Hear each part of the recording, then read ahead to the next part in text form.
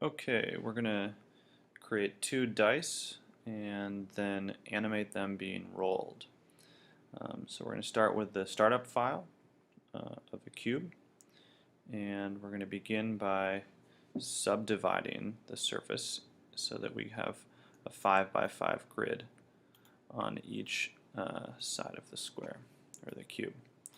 So we can hit tab to go into edit mode, or you can just select it down here, edit mode, and over on the left side under tools we'll select subdivide, and you can select the number of cuts here. If you don't see this, there's a little plus symbol that you can click on that brings up this menu, and we'll change this to 4 so you can see here we now have sides, 5 by 5 sides.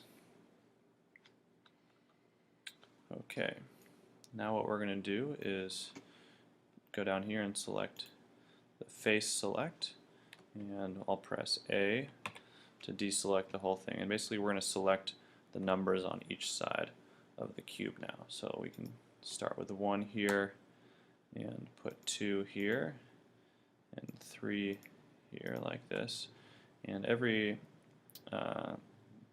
dice are usually made so that the opposite sides add up to 7.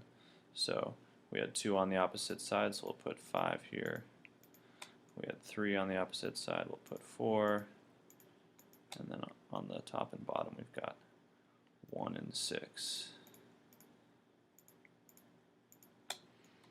Okay, with these selected, we're going to come over to the left here and click on Extrude Individual.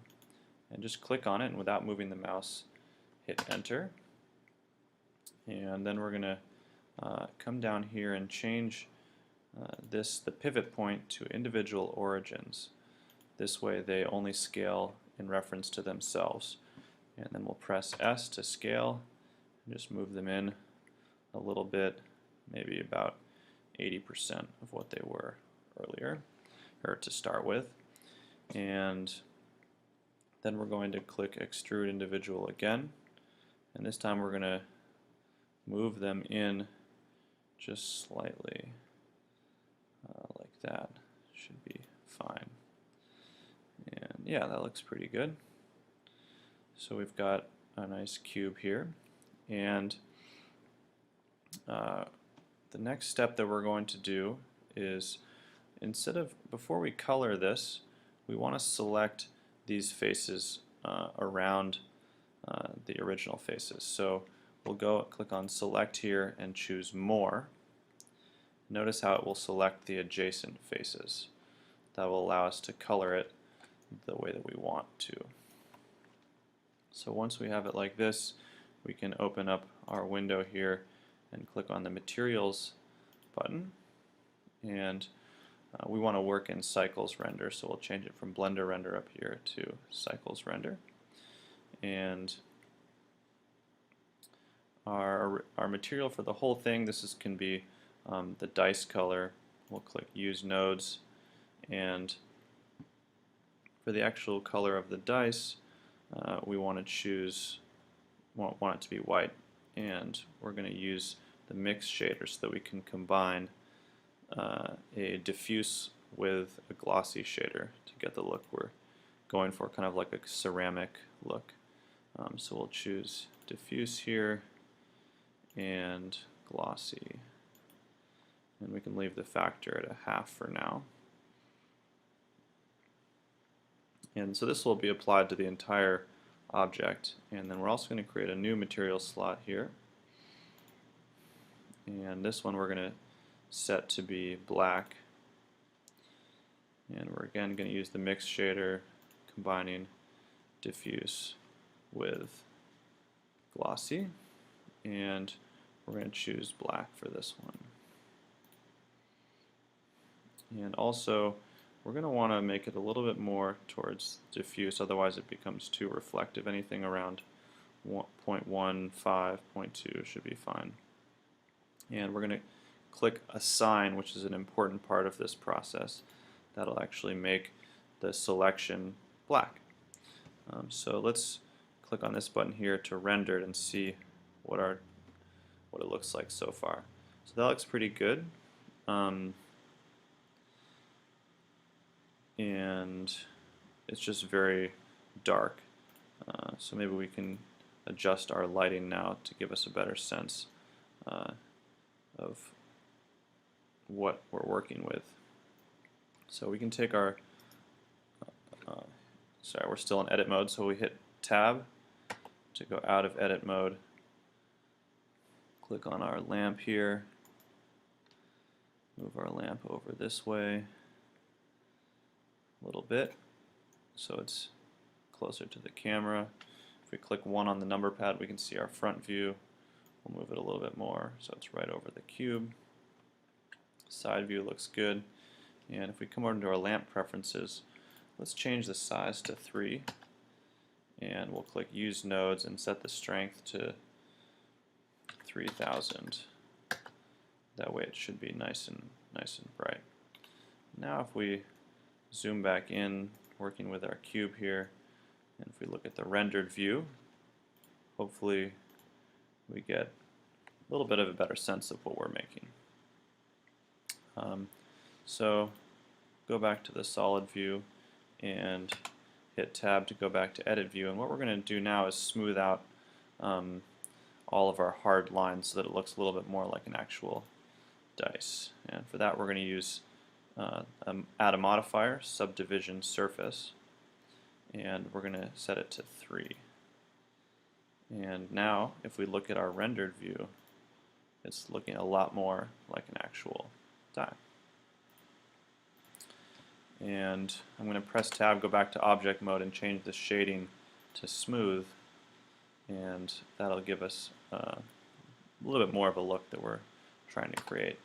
And then we just have one more thing to add to the die before we can duplicate it and create another one, and that is we're going to go down here, choose Vertex Select, and then select all of the vertices around the outside of the cube, of the die, and making sure that our pivot point is set back to median point. We'll just press the S button and scale them in a little bit, create a little bit more of a rounded corners look. Okay, and I'm pressing A to deselect, and if we look at our rendered view, it's looking pretty good. Looks pretty realistic. Okay.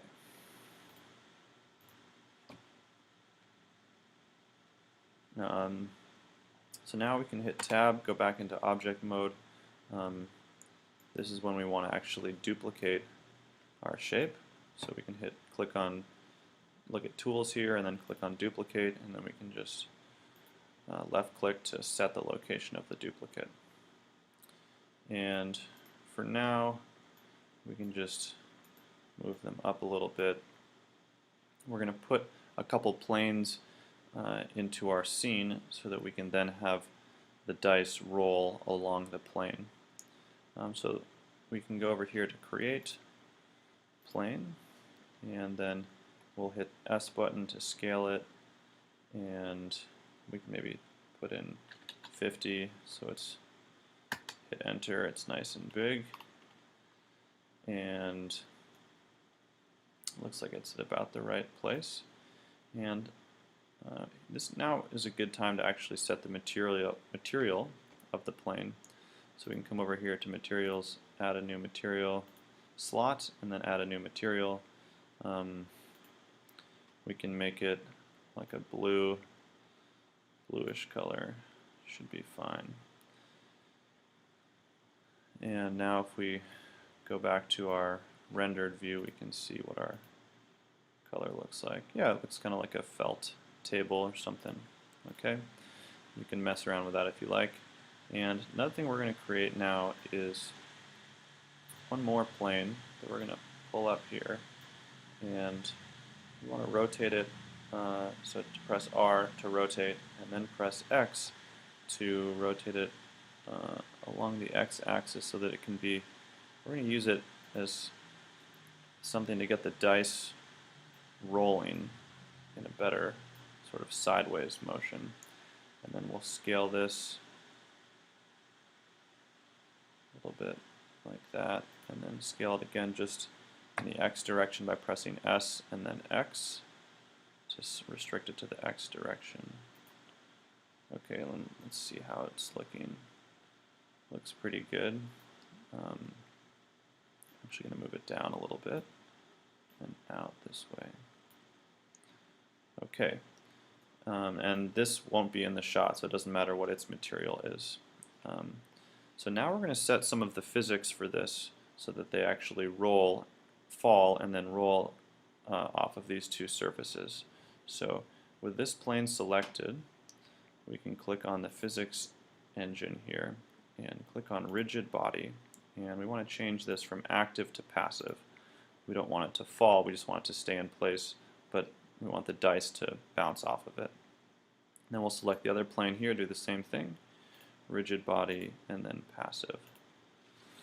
And the two dice, we want just to be rigid bodies active. So now if we move them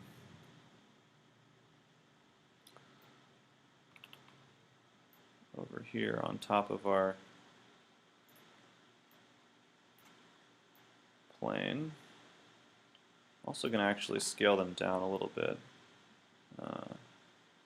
Let's say to 0.8 their original size. That way they both go to the same size. So I'm pressing S and then typing in 0.8, enter. And so let's see how this looks now. It looks like they're not touching, so we should be okay. So we'll just press the play button down here and see what happens. Alright, so they have a bit of a roll there. It's not perfect. I'm going to increase the size of this so it makes sure to hit the dice, and I'm going to move the dice a little bit higher up. Let's try it again.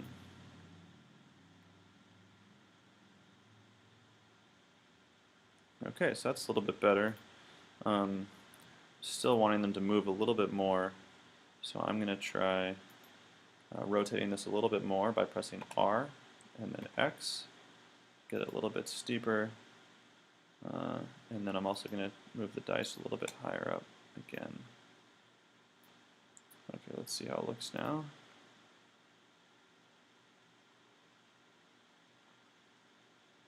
Okay. I think I'm actually going to move this back. Whoa, not delete.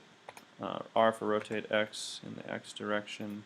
But what I am going to do is I'm going to take each of these dice and I'm going to press the rotate button twice and just get them a little bit off of their normal just starting points.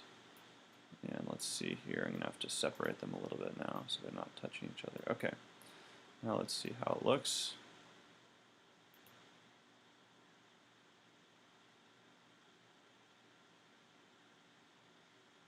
Okay, that looks better, except one of them is way landing way further than the other one. So let's see if we can adjust that, get them a little bit closer to each other. Okay, that looks a little bit better. So we'll pause it there. I'm going to press 0 to see where our camera shot is. And I'm going to zoom in a little bit so the camera screen takes up a bigger space using my middle mouse scroll wheel. And then I'm going to press N to open this display, and I'm going to check the box that says lock camera to view. This will allow me to manipulate this screen a little bit. So now I'm going to hold shift and the middle mouse button, get the dice a little bit more into view, and I'm also going to zoom out just a little bit.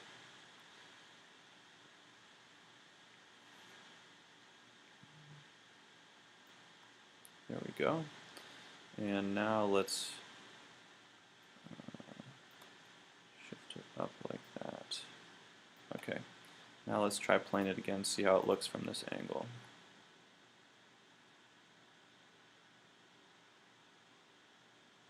Okay, it looks pretty good. And if we just change it to render view, we can see what our final shot would look like. Okay, looks pretty good. So now all we need to do is record. Let's go back to solid so it can process well. So let's look on here and see where it goes in terms of when the ending is. So if we press play, they come down, and if we were to pause it at about 160, maybe even 150, yeah. So we can set the end here to 150, and now we can go in and set our animation settings. So if we click on the render button here, and then go down here, we can set our output folder. Maybe you want it to be, for me it'll just be something called Blender Projects. And you can also set your output format, so movie, maybe QuickTime or whatever you like. And then another important part is if you come down here to sampling, the higher number of samples you choose for the render, the longer it'll take, but the higher the quality will be. So I'm going to leave it on just 10 now to expedite the time that it will take for it to render. On my computer, it takes maybe 10 or 15 minutes for it to render a shot like this. Just to give you an idea of what the final result might look like, if we open a recent project